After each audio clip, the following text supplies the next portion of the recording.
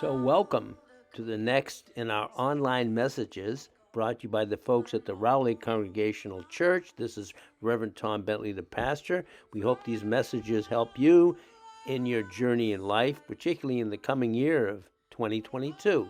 If you'd like to know more about the Rowley Congregational Church, there'll be some information for you at the end of this video. So thank you for spending time with us.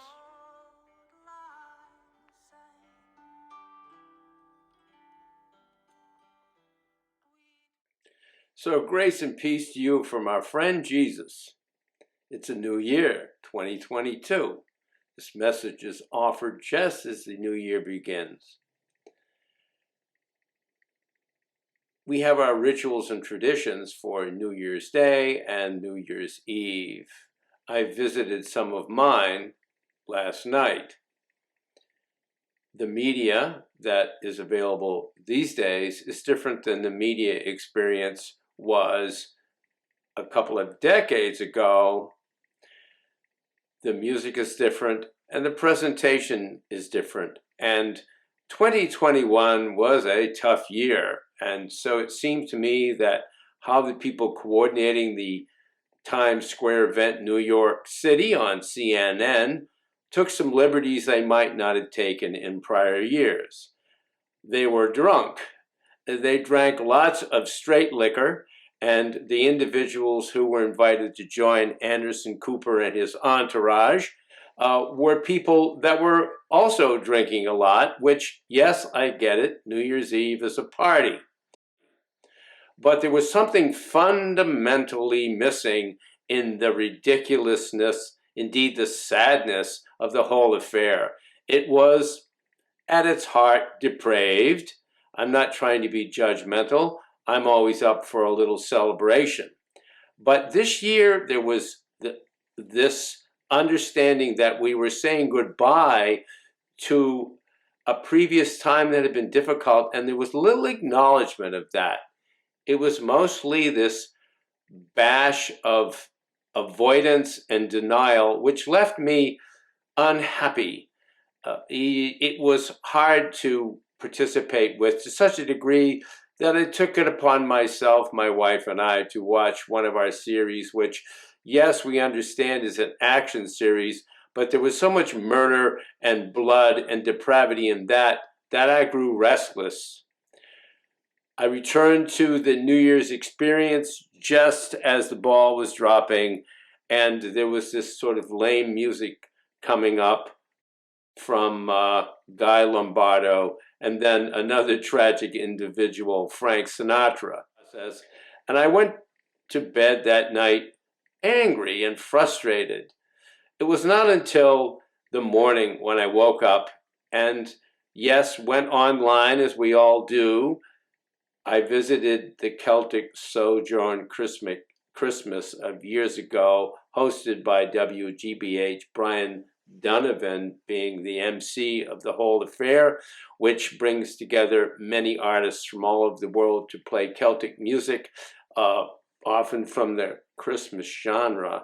And there was this beautiful song in the Gaelic, the Scottish Gaelic, Old Lang Syne, to a different tune. And I became curious about that song because it's from Bobby Barnes's poetry, the great poet of Scotland. Should old acquaintance be forgot? It's a question. And never brought to mind? Of course not. No, it's time to think of old acquaintances. And this beautiful song played on, yes, YouTube, and I was there suddenly with all the souls that had departed, and there was a poignancy, yes, indeed, a hurt in the heart. There was a sadness. And I began to have tears in my eyes as I thought of these people, these sweet, good people in my life, my parents and others and friends who are now no longer with us. And it wasn't a loneliness. It was a melting of the heart, and the message was in that. I fear in this time of harshness and hard knocks, when in the midst oddly enough, of such great affluence in our country, we're treating each other increasingly more poorly. We are locked into a depravity. We are addicted to it.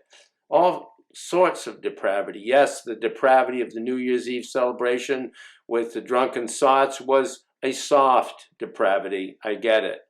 But we're moving towards what it seems to me to be a harder depravity, into darkness. Why is that?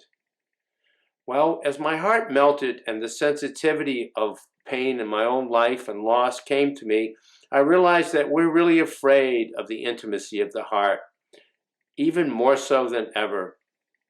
The music, that Celtic music, is from peasants who suffered greatly in their life, yet they knew that the doorway to wholeness was through the hurt of the heart. And the Celtic music is a soul music, which lifts us out of this sorrow, but the rungs on that ladder are painful to climb. The light of vulnerable love is what's offered to us, and it's most important at this time of New Year's, when we think back at what's happened and what is coming up, and we need to prepare for a time of deeper intimacy, not more anger and frustration and depravity.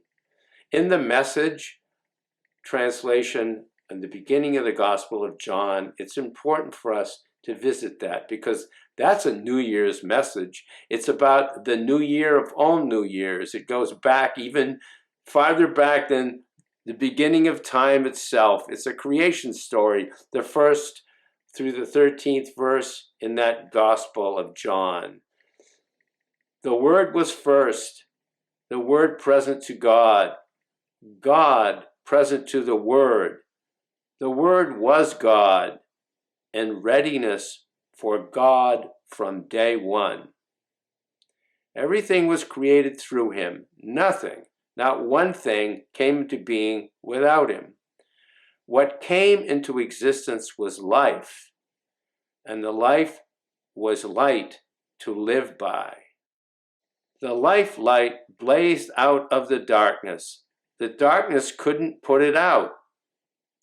There was once a man, his name was John, sent by God to point out the way to the life light. He came to show everyone where to look, who to believe in. John was not himself the light. He was there to show the way to the light. The life light was the real thing. Every person entering life, he brings into light. Yes, our times are sick in heart.